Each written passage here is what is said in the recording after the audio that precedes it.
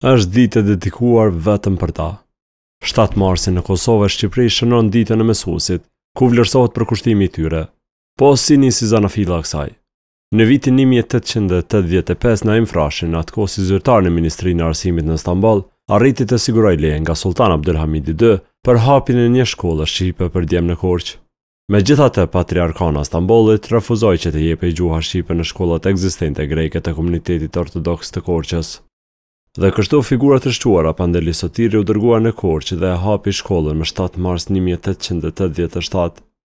U drejtua dhe mori përkrahje edhe nga rilindasit e tjerë shqiptarë si Petronini Luarasi, Nuçi Naçi, Thoma Avrami, familja Qiriazit e tjerë. Tekstet e shkollës i mundsonin vëllezërit Naim Sami Frashi dhe shumë shqiptarë të tjerë.